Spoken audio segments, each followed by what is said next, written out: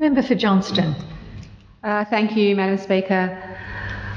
Madam Speaker, we've heard a lot about violence in this chamber and safety, and like everyone else in this chamber, I believe that no woman should ever have to endure an attack when she's out in public.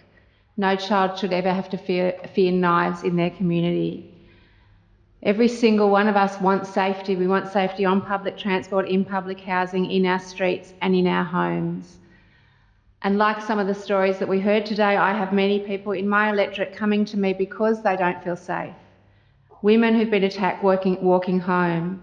A couple who were attacked just this weekend, bashed and ended up in hospital with severe injuries on the same weekend as the anti-immigration rallies, attacked because of the colour of their skin.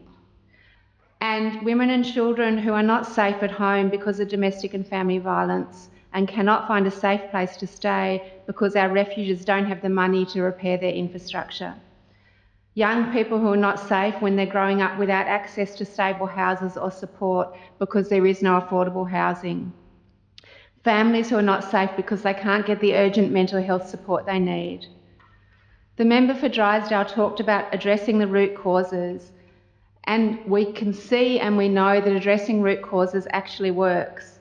When we look to places with extreme violence, far beyond what we're seeing here, places like Glasgow, places like Baltimore, they have had incredible success in reducing violence.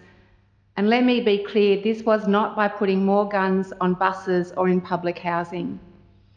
And we should also listen to the wisdom here in this chamber from our colleague, the member for Mulka, who has come into this chamber for 9 years telling us that there are other ways. There are other ways that can and do work, that do not involve guns, do not involve harm and death.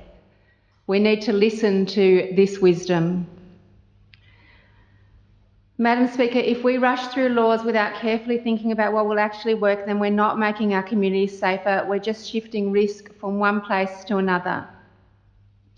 This Parliament has a responsibility to not just act, but to act wisely. And of course it is urgent to make sure that our community is safe.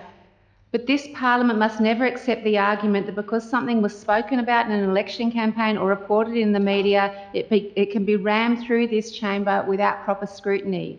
That is not democracy, and that is not how good law is made. It's reckless to rush through laws on urgency without carefully considering the real risks and unintended consequences. Without having had, as we've heard, a 5-minute briefing late last night and seeing the bill at 10 o'clock this morning, it remains unclear to me, and what should concern all of us is, are we being asked to vote today on the principle only, while the actual details of the office, of how these officers will operate, what training they will receive, what oversight they will be subject to, and how they will be held accountable are worked out outside these walls? Because if that is the case, let's be very clear, this is not a simple administrative change. This is a profound shift in how public safety is delivered in our community. And if that's what we are doing today with this bill, then let's be clear and honest about it. If the safeguards are not defined in legislation, if they're left to be decided later behind closed doors, then this Parliament is failing in its duty to Territorians. Thank you.